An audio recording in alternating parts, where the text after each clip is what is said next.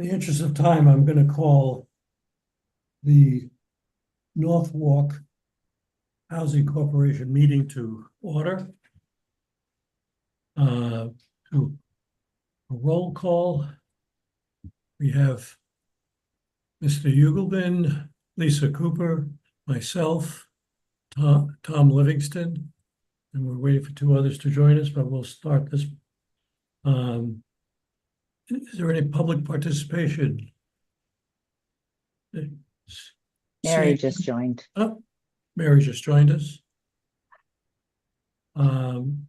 Seeing no public participation, we'll move on to item 4, administration. And I'll seek a motion to approve the minutes of the May 19th, 2026 special meeting. Do I have a motion?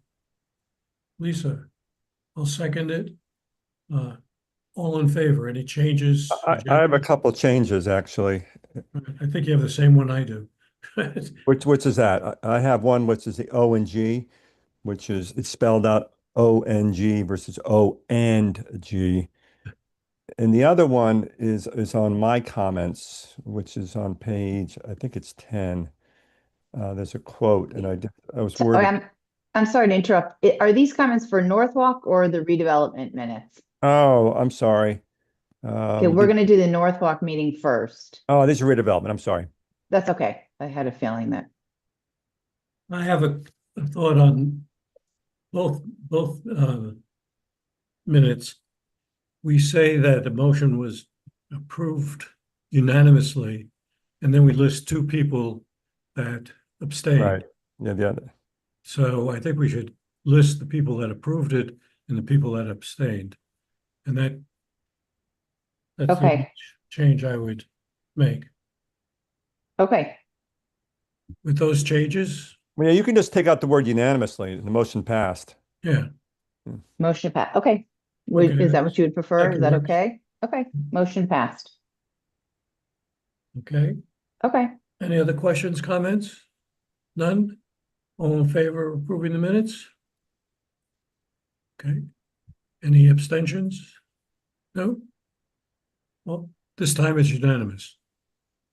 Then we'll move on to item 4B, financials. We need, I look for a motion to approve the Norwalk Housing Corporation Statement of Revenues and Expenditures and balance sheets for all funds year to date through June 30th, 2026. Do I have a motion? Who makes the motion? Tom Livingston, seconded by Lisa. Margaret, it's all yours. Okay. All right. So for the fiscal year ending June 30th of 2026, the Norwalk Operating Fund 400 had revenues of $47,223 in revenues and expenditures of $2,746, which resulted in a surplus of $44,478. The balance sheet for Norwalk Housing had assets of $807,319, liabilities of $370,711, and net assets of $436,000. The Norwalk Housing Fund 450 had revenues of, had a net operating surplus of $2,860. The balance sheet had a total assets of $122,182 and liabilities and net assets of $122,182. And that's it. Any questions, comments? Seeing none, we have the motion. All in favor? Unanimous, I think. Okay.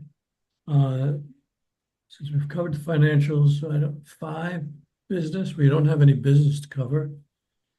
6, old business, I don't think we have any old business to cover unless someone wants to bring something up. No? And then we go to 8, adjournment. Do I have a motion to adjourn? Tom Livingston, all in favor? Aye. All right. We'll move on to Norwalk Redevelopment. We'll call the meeting to order. The roll call officially is David Ugelman, Mary Peniston, Tom Livingston, and Lisa Cooper, myself. Move on to item 3, public participation. Have any public participation? Hearing none, seeing none. I'll move on to item 4 is administration, approval of the minutes. So I'll make the motion to approve the minutes of the May 19th, 2026 special meeting. Any comments, changes? Tom? Yeah, now I can comment. Yeah, two things. One, there's a reference in a couple of places to ONG.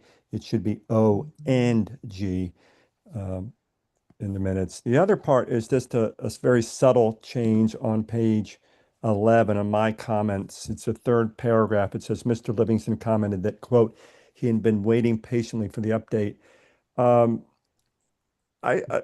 I would just, if you wouldn't mind, just change that to he had been waiting for the update, because I don't patiently put sort of a judgment in that, and wasn't intended to be a judgment. It was just almost tongue in cheek, because Brian knows how much I'm interested in that particular project. So I just don't want to characterize it anyway by saying patiently. It suggests that there was an issue. So Okay, thank you. yep, I can remove that, I can delete that. Any other changes? Seeing none, do Well, I? just to point out, we have the motion passed unanimously and abstentions again, so we should clean that up. Yep, okay, I'll look for that too. Good catch, David. Thank you. Thank you, everyone. With that, do I have a vote on the approval of the minutes? All in favor? Okay, looks like unanimous. We'll move on to item B, financials. Approved Norwalk Redevelopment Agency Statement of Revenues and Expenditures and Balance Sheets for all funds for year-to-date through June 30th, 2026. Margaret? Okay. You. Okay. Okay, so for the fiscal year, June 30th of 2026, the operating fund 100 had revenues of 1,551,000 versus a budgeted revenues of 1,518,000, which resulted in favorable variance of 32,700. Total expenditures were 1,666,000 versus a budget of 1,758,000, for a favorable variance of 91,843.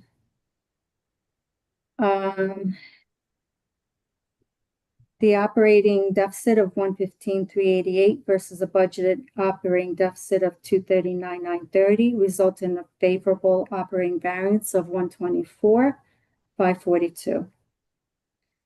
The operating fund, the balance sheet, had assets of 3,797,771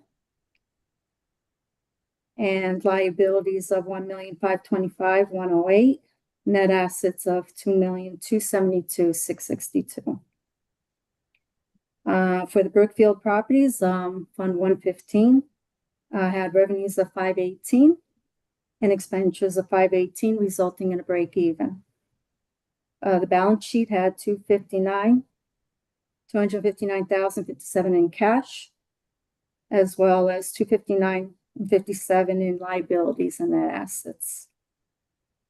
CDBG revolving loan fund 200 had revenues of 11,676 and expenditures of 11,676, resulting in break even.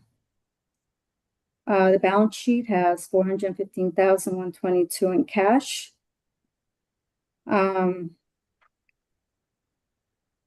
Cash and due from other funds, and 290,000 105 in net loans receivable.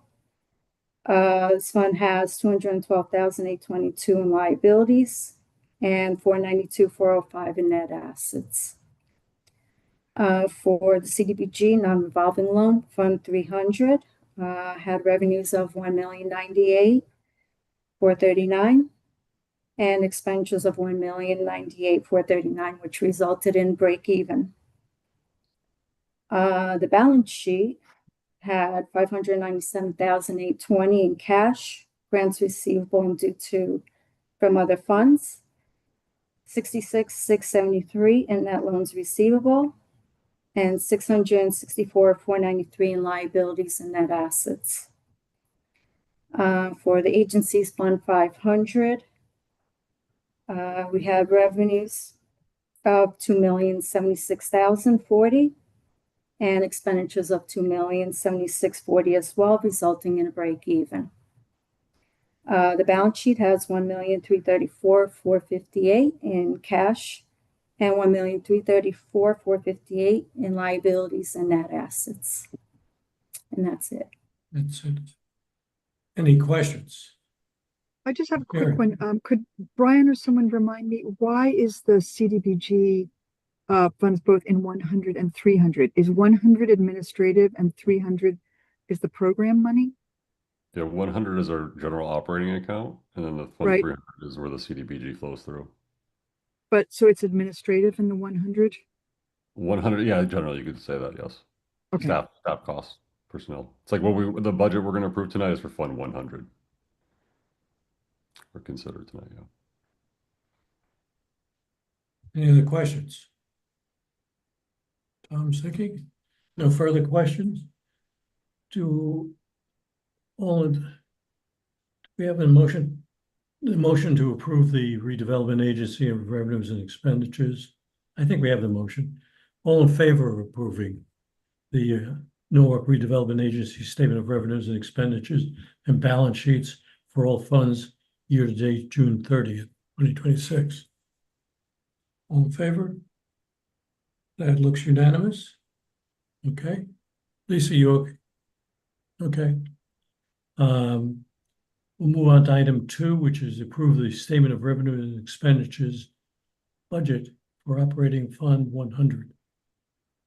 All right. That's good. Okay, can you see my screen? Thank you. Okay, great.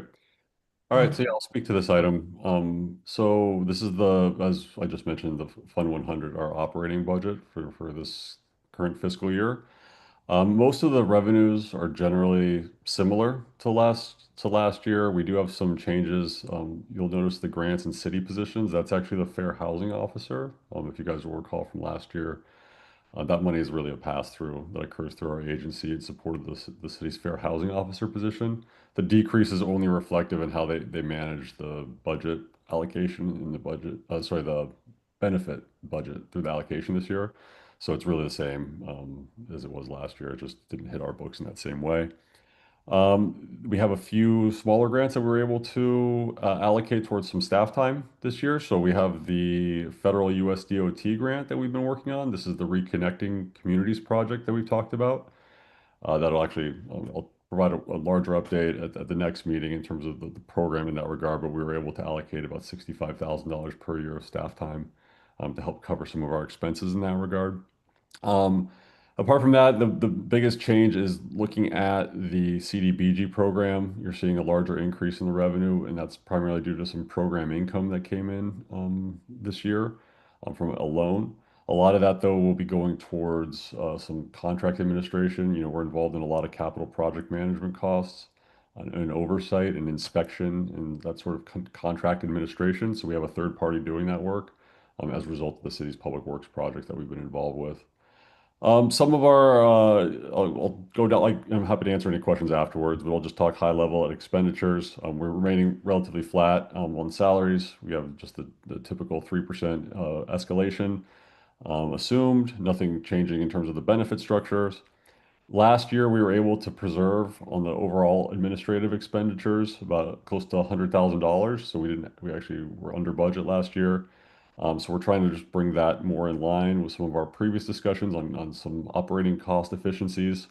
So you'll see several reductions here across the board, looking at some of our outside contracted services as opportunity areas for us to reduce some costs.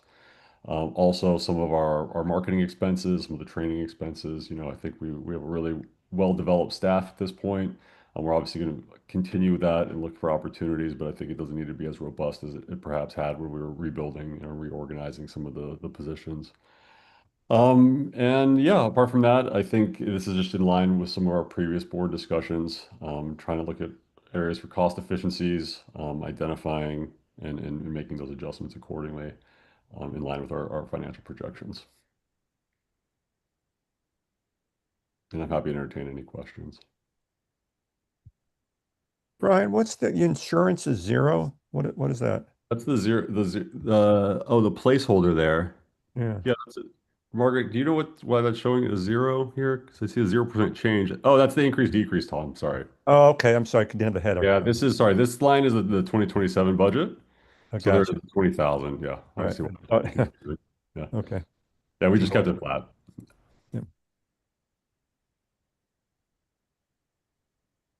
Okay. Any other questions? None? Do I have a motion to approve the statement of revenues and expenditures for the budget operating 100 June 2027? All in favor? Looks like it's unanimous. Okay. Moving on to item 5, business. It's the Chaffa Preservation and Affordable Housing Inventory to approve the executive director to negotiate and execute all the agreements related to the preservation of affordable housing units at 30 Irvin Street. Turn it over to you, Brian. Okay, thank you. Yeah, and I just want to thank everyone too before I start about assembling in short order here on this specific item. We were approached last week with a affordable housing complex. It's a home ownership complex that's in need of urgent and emergency financial assistance to help preserve those units. They've been working with Chaffa to restructure some of their debt and address some of the governance and operation issues that sort of led to the situation that they're in. But they have been doing that successfully, but a lot of the changes that they need to make and some of the sales that would help them raise revenues to pay off some of the expenses that are outstanding are held up by some various liens. So they've approached us looking for a loan or what potential options could be available in that regard. Fortunately, we were able to contact Chaffa, who they're working very closely with. We have some existing resources from a previous Chaffa grant that were used, and this is before my time, but the agency had previously obtained a grant, basically did some work in affordable housing in the community, and there was some program income that came back in, and that's been set aside for low and moderate income housing type projects, affordable projects. So we contacted Chaffa, we spoke with them if this could be an appropriate and applicable use. They confirmed so, as it is in line with the intent of the overall program. The specific loan that we're considering today is a $90,000, effectively sort of a bridge financing loan, taking a look at a 24-month repayment period, 0% interest, as is typical with some of our more low to moderate income structured loans, to help them get to the point where they're able to sell some units or sell some shares in the co-op, effectively is what it is, and then help pay the loan back with that. So there's a memo included in the agenda that kind of talks about the specific property. It's at 30 Merwin Street. It's an area in South Norwalk where we're obviously, we've done a lot of policy work to try to promote and advance affordable housing. It's a key strategic area of our strategic plan. So I think it's, well fitting within our role here to consider this item. I think, I'm also joined by Jeff D'Onofrio, who's our counsel working on this loan agreement. He can talk more about the specifics. But, as is typical with a lot of these more low income loans that we've engaged with, there's different borrower profiles that we're typically trying to reconcile and create instruments that fit their specific situation. This one, given the urgency and the short order of it, we're structuring or intend to structure it as a promissory note. I'll let Jeff talk a little bit more about the sort of security and things that you all should be aware of before we enter into this agreement. So, Jeff, would you want to? I probably missed a few spots. I'll let you jump in there. Right. So typically, if we were going to do this as a loan that we expect to be repaid, we would collateralize it with a mortgage. In order to collateralize it with a mortgage, we would need a title search so that we can see, in addition to the city tax liens, what else is of record as prior encumbrances.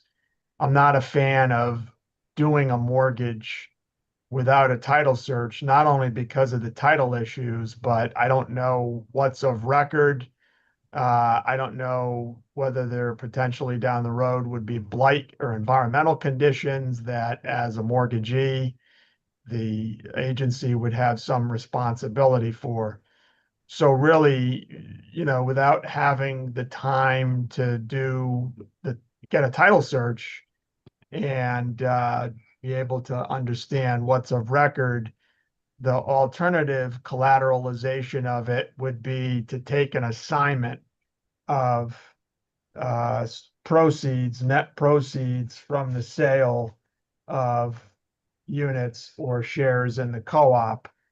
The proposal that was received earlier this week from the putative borrower indicates that they would repay the loan within 24 months, begin making payments within 60 days after the loan is dispersed. And the loan disbursement would essentially be the RDA paying the outstanding tax liens to avoid a tax sale that's scheduled for Monday. The anticipated sources of funds for repayment are proceeds from the sale of co-op units, rental income from available units, and collection of outstanding receivables. So, the assignment of proceeds isn't guaranteed fully appropriate collateralization or security for the loan, because again, I don't have a title search. I don't know whether or not there's already an assignment of proceeds to some prior encumbrancer, whether it be a Chaffa mortgage or otherwise. But it's more comfortable to have that assignment than not. And I'm not comfortable just getting a mortgage without knowing what else is on land records, without having any environmental, even a phase one, to tell me that there's not some issue that we're signing up for by acquiring a mortgage interest. So the recommended collateralization of it is the assignment of proceeds. And I think too, thank you, Jeff. And I think just at a high level as well, just thinking about the 10 units of affordable ownership housing. I mean, this is a very unique and needed type of housing here in Norwalk. The alternative is that the property would go up for tax sale next Monday, and it would ultimately result in evictions of these families. Yeah, if I might, I mean, I've known about this property when I was chief of staff, and it's a difficult situation, so I'm glad that this is being addressed. And I think it's the right thing to do. I think it's what we should do. I think we have to go in with our eyes open. We may not get paid back, or may not be paid back for a while, but I do think we should do it. Mary? How many units are available for sale? I think there's one, and then they just did an eviction, so I think there will be another one coming. And are there on other units those units are purchased and people are in arrears for paying on their mortgages? It's sort of a unique situation. So they buy shares into this sort of co-op. It's effectively runs as a co-op. And the co-op, is responsible for obviously maintaining the operating expenses. The building itself is actually built, as I understand. So a lot of this came together relatively quickly, in full disclosure. But as I understand from multiple discussions with them, is that they built this property on a ground lease from the church. There's Bethel AME Church there, right there. So they own property and they have a ground lease. And then through this, they've created this co-op housing model where they've sold shares into each individual unit. Some of those are lived in, some of those could potentially be rented.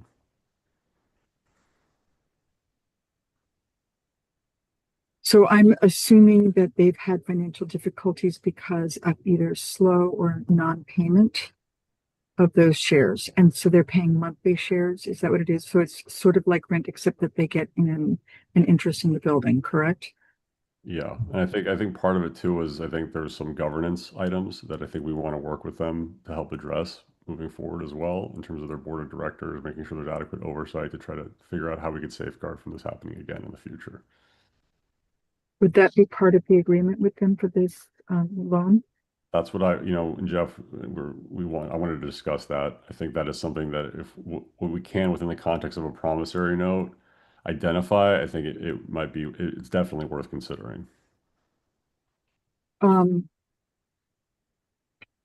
mean, I agree that we should try to keep these units as affordable housing, but I'm just trying to understand the risk levels because also, how difficult is it to move these units?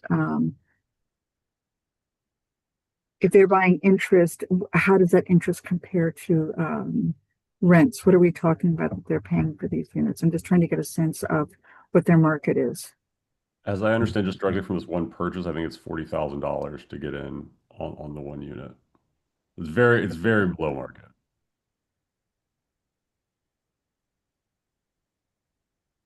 And it's for eligible families. Mhm. And those families get funding through a bank or through, That I don't know. I don't know, Jeff, you Okay. were able to clean any of that. I have no idea. Yeah, it's a little fuzzy to become, we're trying to identify and understand that. But obviously given the time constraints here. I mean, I'm not objecting. I just want to go in with eyes wide open about what we're doing. And I understand there's a high risk of losing the money. I really like the suggestion of there being work done with the board. So no objections. I'm just trying to understand what the dynamic is. Jeff, perhaps would you be able to, I mean, I could be shooting from the hip here a little bit, but in terms of what sort of governance things we could reasonably consider as part of this? Well, we certainly could do an MOU, we're not, I mean, to get this done, to get this done in the next 48 hours, we don't really have time to do a loan agreement and a note and all the typical stuff you would do. I mean, I've asked for buyer's counsel, who I understand is pro bono, to provide an opinion letter that, that the borrower is authorized to enter into this transaction. They sent over a resolution. So, we're putting this together the best that we can, but you certainly could do a memorandum of understanding, that says something like, the RDA has agreed to this $90,000 loan that's being documented with the note and collateralized with an assignment of sales proceeds. And part of it's for the sole purpose of paying the city of Norwalk real estate taxes that are delinquent. And in addition to the note and the assignment, the borrower agrees to the following, governance requirements. I mean, we put things in the note about financial covenants, but for governance stuff, that really doesn't belong in a note. We could, if you gave me specific things that you wanted to require, we could wrap it into a note, but it really is better dealt with in a private MOU, because the note, I'm going to record the assignment of proceeds on land records, and the note's going to be attached to it. So Yeah, I think an MOU sounds like a nice thing. And just so you know, Mary, for additional background, when they first reached out to me regarding this, they explained some of the circumstances, that led to the situation, and they were asking for help moving forward. So they're a collaborative partner in that way. And I think they'd be looking to us to kind of give them some guidance in terms of what that is. But I think as it relates to securing the promissory note as best we can, given the circumstances, I think it's something Jeff and I could kind of talk and work out perhaps what this MOU could look like at a base level. especially as it ties into some of the, the repayments in terms of the board having to meet regularly, things of this nature, that may not have been happening before. So just one other clarification, those units you're buying in at 40,000, both units would have to have that buy-in, and then they also have additional monies that they pay monthly that there would be some right to? No, just the 40,000 of the sale. They own it, yeah. So we're yeah. still, so stupid question, we're still short 10,000. Where did that other 10,000 come from?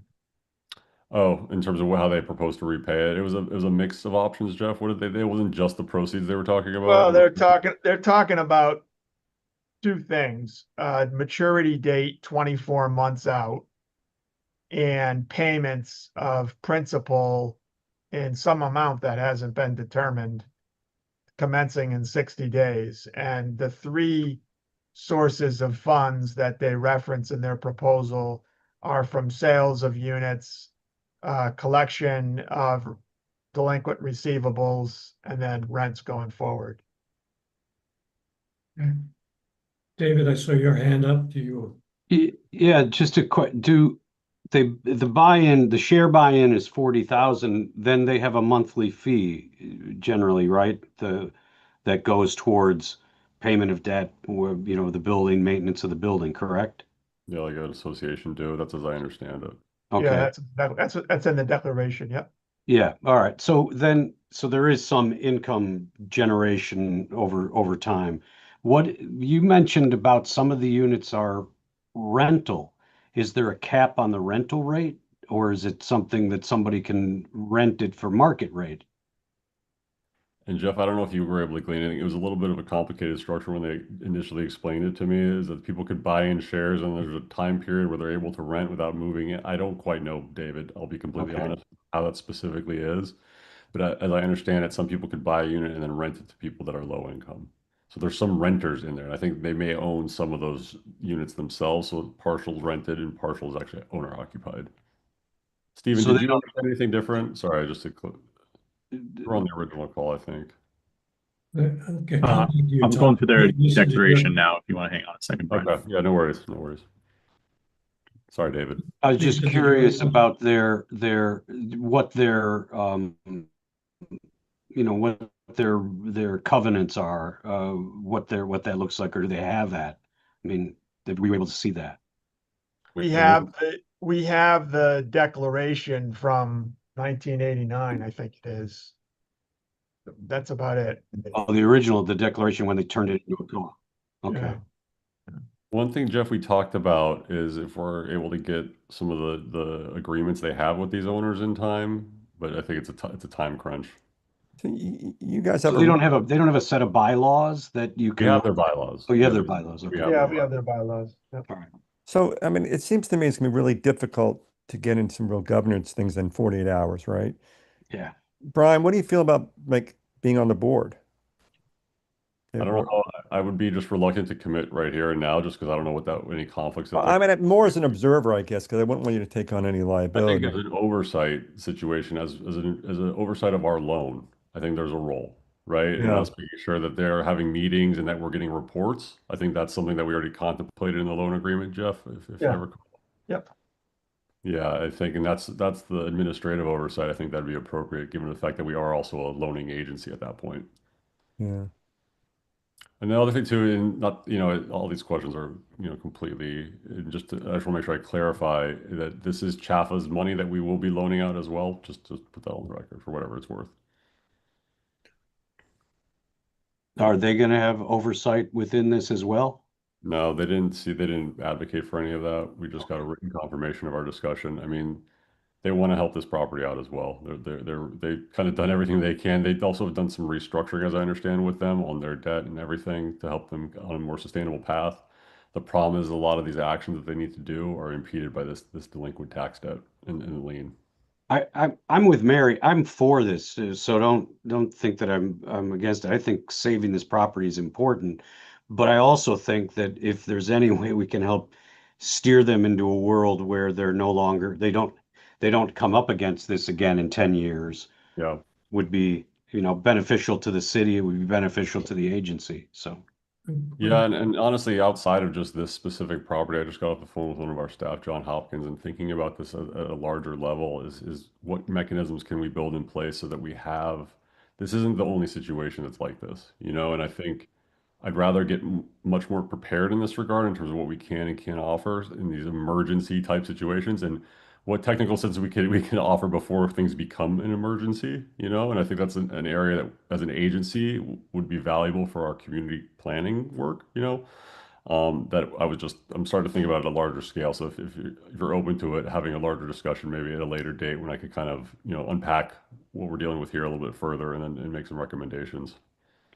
Okay. I would definitely be interested in a larger discussion to be able to, you know, we've talked about direction of the agency, things we can do within the city. This is, you know, this fits into that area of how we can assist these types of properties, these types of situations with the expertise that's sitting here right now. I mean, I think that's important. So I think it's a larger discussion we should have.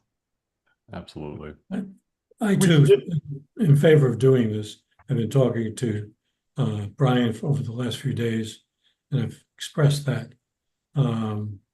It's just, we have 48 hours. We have to get it done. So, This wasn't when Brian and I first talked about this, I think it was last Thursday when it came to Yeah. Brian's attention. The first path that we wanted to go down that I recommended was just buying the tax liens.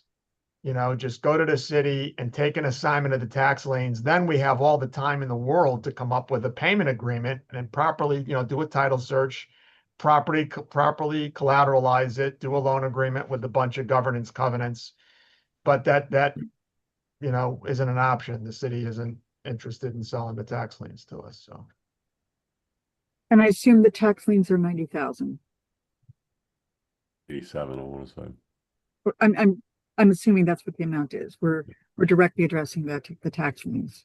Yeah, my recommendation is that if the RDA makes this loan, that you just go pay the tax liens directly. Yeah, we'll pay it directly. We're not going to have any. Yeah, and it has to happen that way, actually, given the Yeah. timeline. It has to happen by Friday if this is the case. So Yeah, don't disperse it. Yeah. Do we have their financials? I mean, we such that they sent are. 3 years of financial statements. Jeff, did you get a chance to look at those? Yeah, we got some bank statements and some financial statements. Do they have any cash on hand that they must have well, I hope they have some sort of reserve account or anything? Let me pull it up. That came missing.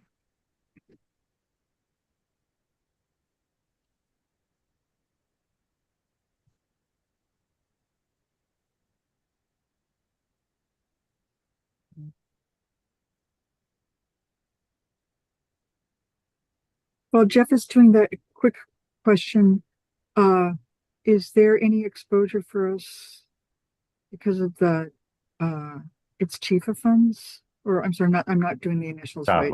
Chafa. Jaffa. No, I mean they're open. They acknowledge the risk of this entire situation.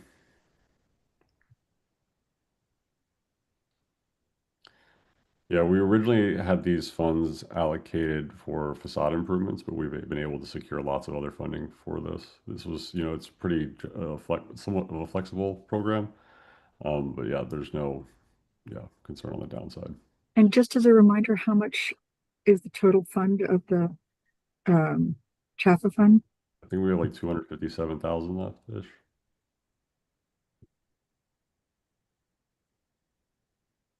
Yeah, Brian, you sent me their statements for 25 and you said that you had, Yeah, I do. I have 20.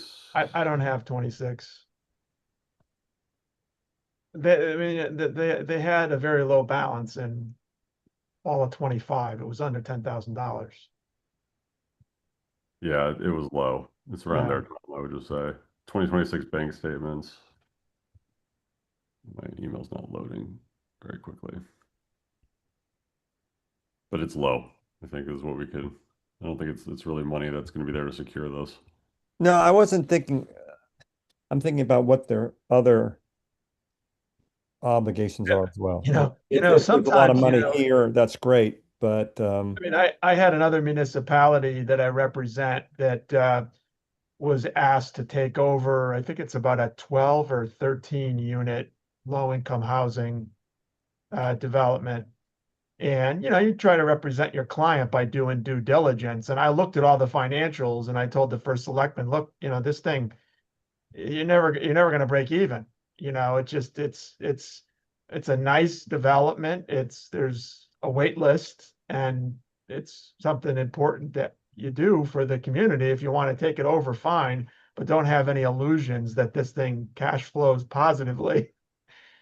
So, these things, they never, even very successful developments, the money's always very tight. So I wasn't alarmed when obviously it'd be great to have audited financials, right? But I wasn't alarmed when I saw that, they typically are running balances, it looks like under $10,000.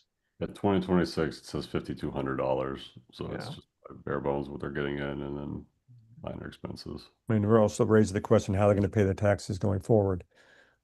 This is something that hopefully, in terms of, governance, that we could help look at with them. Obviously, it's going to take a lot more information to see if there's anything. But to Jeff's point, and the larger community policy discussion about this is, when you talk about affordable home ownership or these, affordable housing development, ongoing maintenance cost is always the challenge. And I think you could get money to do these deals to build them or capital infrastructure investment, but without proper governance models in place, and you're already operating on thin margins. And so you need to be as efficient as possible. And I think this is something where I think it's going to just require more examination to figure out, what we're actually dealing with. Collections are always Also- collections are always a problem, right? And you don't want to be evicting tenants from your housing. But I don't know what their accounts receivable looks like. They may have a pattern of tenants that, fall behind several months and then leave and they don't pursue them. And you just kind of dig a hole for yourself, right? You bring a new tenant in and you just go in a circle. But that'd be one thing to sit with them and say, hey, this should be manageable given that you've only got 10 units, and, what do your leases look like? And, what's an event of default? And what do you do when they default? And are there any restrictions on you evicting? And, it's a tough situation because you don't want to be suing tenants in housing court, to evict them or to bring collection actions against them. But on the other hand, if you don't pay your taxes and you lose the whole thing, then nobody's getting any benefit from it. So, Should Well, we be, it's also from a governance standpoint, it's also, are they keeping up with, what the increases that happen? A lot of these places are trying to maintain a certain level, and so then they're robbing Peter to pay Paul, and they get into that cycle. They lose a couple of tenants, they lose some payments, and they get behind. And it becomes a governance issue. If we can provide guidance in that area, I think point. it Yep. becomes something helpful. Just sorry, Mary, go ahead. oh, I'm sorry, I was just going to say, in the case that they do run into a hole again and they're faced with the situation for whatever reason financially, should there be a discussion sooner than later with them of what would be an alternative plan? Let's just say they can't dig themselves out of the hole. You don't want it to go, I understand you've got to pay the taxes now because that would put it on the market. But should there be a contingency plan to make sure that should they run into, given how difficult it is to do this kind of business, would there be any contingency plan to maintain it as housing that it might not be under current arrangements somehow? I think it's nothing that we could pull together in 48 hours, right? But we could look No, I at, wasn't saying 48 hours, but I'm saying I think as part of this MOU, Jeff, we could discuss, some of these stipulations in terms of things we'd want to see and have insight, because the biggest first concern we had is, are we just going to, put a Band-Aid on and run into the same problem again here? And it's not saying that we don't have enough information to not guarantee that that's the case to be completely forthcoming. But I think we could start asking the right questions to try to see what we can unpack in that regard well, I've drafted the note and I made failure to pay any installment of real property taxes an event of default under the note. So we don't have to wait 24 months to see whether or not they pay the note off. So if that gives you 6 months, but the next tax payment's due in what, 5 months? So, you'll know sooner rather than later if there's if there's a problem. You know, I don't know how many, I don't really know. I haven't seen a statement of how many grand lists of taxes they owe. I don't know if they have any exemption eligibility either. That would be something that they may want to look at, is whether they have any exemption potential under 12-81. They didn't have any, as far as I know, back, as of 6 months ago. I mean, they were trying to get exemptions, but they didn't get it. Oh, that's helpful. Thanks. I just would hate to see another property in this area get developed by big developer and turned into something that's not affordable. So we've lost a lot of properties in this particular area that were affordable at that time. So Yeah. I think helping this is a positive. Yeah, and I agree. And anything you guys can put together in 48 hours, Yeah. I think that's Totally agree. all we can ask for. Yeah. Is there any indication of interest in this property? It's been posted for some time, so people are aware of it's for sale. As I Maybe, understand, there is interest, yes, yeah. they have interest? Yeah. Okay. All right, any more discussion? Lisa, anything, comment? No? I agree with what everybody's saying, but I definitely hope that we can, as we move forward, like kind of just help them, like you said, with their governance and help them to maybe even just understand a little more, put something together, but definitely hoping that we can move forward with assisting them. Okay. Mhm. If there are no other comments, I'll call the vote. All in favor of giving the executive director negotiation and execution of any agreements related to the preservation of this property? All in favor? Looks unanimous. Thank you. Could we just say, Brian, thank you for acting so quickly, and appreciate the sense of urgency and the attention to affordable housing. Great. Yes. Yeah, Brian's been working on this for a few days. It's been hectic. Thank you, Brian. I appreciate all your support Thanks. here. Okay, moving on to item 6, new business.